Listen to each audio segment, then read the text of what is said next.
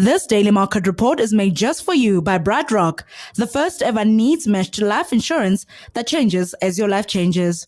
Eskom is considering buying a fleet of electrically powered light delivery vehicles, according to its CEO Andre de Ruyter.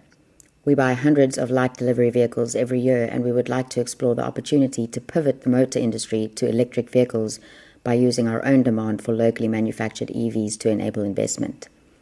De Ruyter said that by acting as an anchor market, Eskom could help the country's motor vehicle industry start moving from producing petrol and diesel cars and bakkies to electric ones. He did not provide further information on when Eskom would make a decision to obtain electric vehicles, how much they were expected to cost, or where it would source them from. The Eskom CEO noted that the National Association of Automobile Manufacturers of South Africa warned last year that the country's motor industry could lose 80% of its exports by 2040, as countries announced timetables to prohibit the sale of petrol and diesel vehicles. National Treasury says it is working through the nuts and bolts of the planned policy changes to allow the early withdrawal of retirement savings.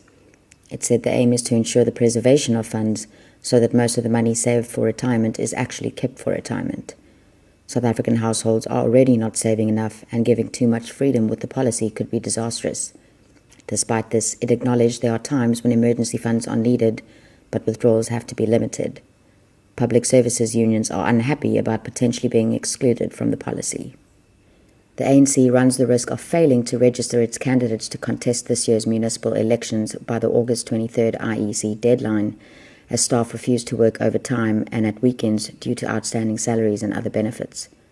Party employees countrywide remain on a go slow in protest against not being paid, which means the ANC's leaders face the risk of failing to submit the names of their preferred municipal councillor candidates for the elections, which are scheduled for October 27th. CEO Potgieter, the general manager at ANC headquarters Luthuli House, has written a desperate letter to disgruntled staff, pleading with them to suspend the go-slow, work extra hours, and this weekend help the party meet the deadline.